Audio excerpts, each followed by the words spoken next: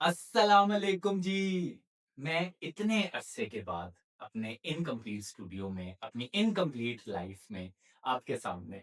आपको लग रहा है कि मेरा स्टूडियो कंप्लीट हो गया? जी नहीं। अभी मेरे पास इतनी सेविंग्स नहीं हुई, लेकिन एक बहुत ज़बरदस्त मरहला आया है मेरी लाइफ में। मैंने अपना पॉडकास्ट रिकॉर्ड कर ही लिया। मैं हमेशा ये कहता हूँ कि कोई चांस हो ना, उसे मिस नहीं करना चाहिए। उसे कभी भी लूज़ नहीं करना चाहिए। रिग्रेट नहीं होने चाहिए आपकी लाइफ़ में। तो team work, it is always team work. और मैं अभी ये जो बात करने वाला हूँ, इसमें जो मेरे इर्द-गिर्द लोग हैं, वो जानते हैं कि मैं अपने इर्द-गिर्द हर वक़्त अपनी सक्सेस को गेज करता रहता हूँ कि मैं कितना सक्सेसफुल हूँ। उसमें सबसे इम्पोर्टेंट चीज़ जो मैं अपनी सक्सेस की गेज करता हूँ, वो ये करता हूँ कि मैंने अपने इर्द-गिर्द कितने लीडर्स पैदा किए। मेरे इर्द-गिर्द कितने लीडर्स हैं राइट नाउ जो मैं पैदा कर रहा हूँ, अंडर प्रोसेस हैं, कितने मैं कर चुका हूँ। मैं ये समझता हूँ कि एक अच्छा लीडर वही है जो अच्छे लीडर्स पैदा करता है।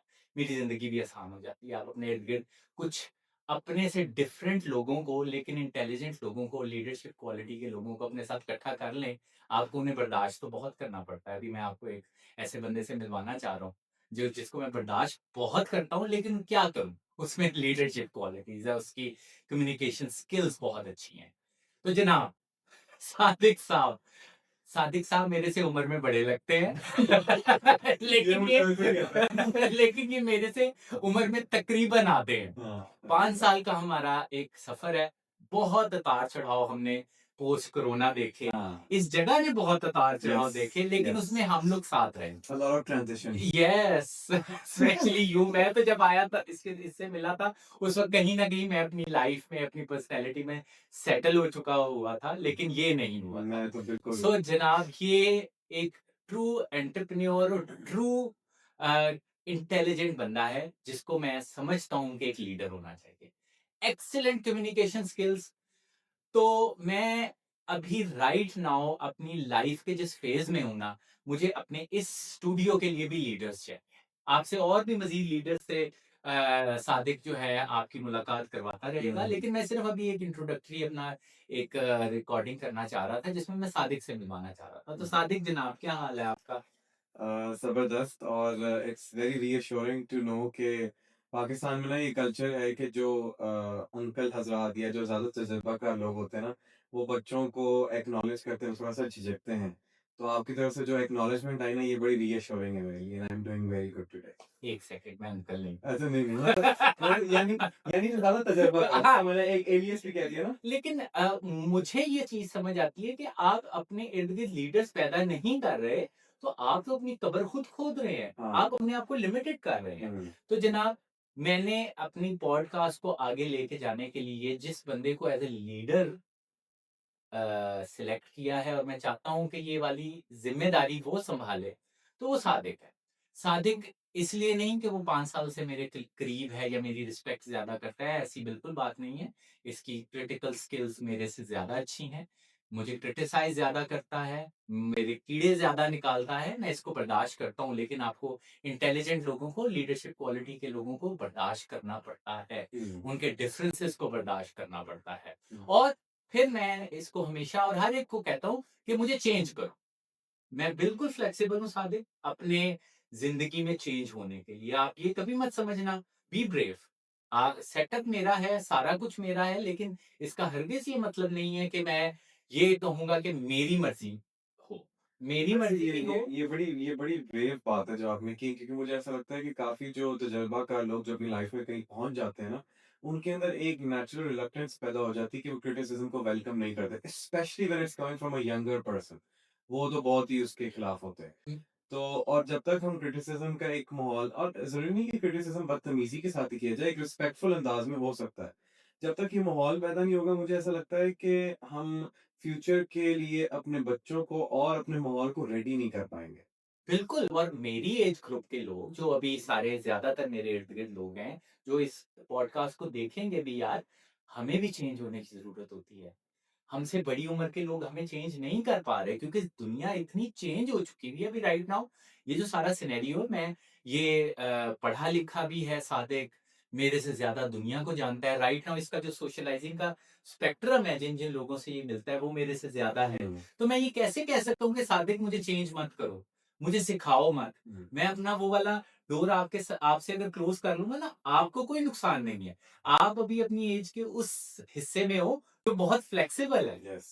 आप पसंद नहीं आऊँगा तो आपको बाहर 100 ऑप्शंस नज़र आ रहे हैं। हुँ, लेकिन मुझे याद रखना चाहिए मेरे साथ ऐसा नहीं है। हुँ, मैं अब अपनी ऐज के उस ब्रैकेट में हूँ जहाँ पे मुझे खुद लोगों को बुला-बुला के कहना पड़ेगा कि मुझे सिखाओ, हुँ, मुझे चेंज करो, हुँ। मुझे न्यू आइडियाज़ लेकर आओ टिप्स। यस। हुँ, तो आप भी प्लीज़ ऐसा ही कीजिए। सो राइट नाउ मैं इतना ज़्यादा एक्साइटेड हो गया हूँ कि मुझे समझ नहीं आ रहा मैं क्या-क्या बोलूँ। हुँ, मैं आखिरकार 1 साल बाद अपने इनकम्प्लीट स्टूडियो में बैठा हुआ हूँ, बट एक लीडर के साथ बैठा हूँ। Hmm. So please this is all yours. Uh, इसको ऐसे यूज़ करो कि ये आपका अपना है। सबको चेंज करो, अपने आप को भी चेंज करो। हुँ, और एक चीज़ जो मैसेज मैं फाइनली रिकॉर्डिंग में आपको कहना चाहता हूँ, रिकॉर्डेड कहना चाहता हूँ, लीडर्स पैदा करो। हुँ, मैं आपको सिर्फ़ और सिर्फ़ ये बात चाहता हूँ कि 1 साल बाद मैं आपके इर्द-गिर्द 2-3 साथिक और देखूँ। हुँ। मुझे ऐसा लगता है कि इस लेगेसी को कंटिन्यू करने का सही तरीका यही होगा कि मैं भी एक अज़्म करूँ कि मैंने अपने आप को चेंज होने के लिए तैयार रखना है, फ्लेक्सिबल रखना है। कोई और नया जीनियस आए, कोई नया टैलेंटेड बंदा आए, वो बिल्कुल अपनी जगह बनाए और हमने ये माहौल क्रिएट करना है कि हमने जो टैलेंटेड है, मेरिट पर आ रहा है, उसको जगह मिले। यस। हम इसके लिए कोशिश करें। और प्लीज़ अगर कोई अपनी मजबूरियों के तहत आ रहा है, कोई पैसे कमाने आ रहा है, तो हमने उसे भी वेलकम करना है। हुँ, देखो ये सारा कुछ पैसों से ही चल रहा है। हुँ, अभी राइट नाउ अगर मेरा स्टूडियो इनकम्प्लीट है, वो पैसों की कमी की वजह से है। हुँ, मेरी सेविंग्स खत्म हो गई थी, तो हम अपने साथ वो जो एक एंटरप्रेन्योरशिप का एलिमेंट है ना, उसे हुँ। साथ रखेंगे। Of course. उसे हम एप्रिशिएट करेंगे, उसे हम ढूँढ-ढूँढ के एंटरप्रेन्योर्स को निकालेंगे। और वैसे भी कोई अगर बंदा सच्चाई के साथ, दयानतदारी के साथ पैसे कमाने की नीयत से भी आ रहा है, तो हम उसको कहीं बिल्कुल भी डिमोनाइज़ ना करें या उसको बुरा भला ना समझें यस। या हम उसको लुक डाउन ना करें कि यार यस। ये क्या, ये तो वो बड़ी-बड़ी बातें नहीं कर रहा। तो कोई बात नहीं, ऐसी बात को भी हमें वेलकम करना चाहिए। यस।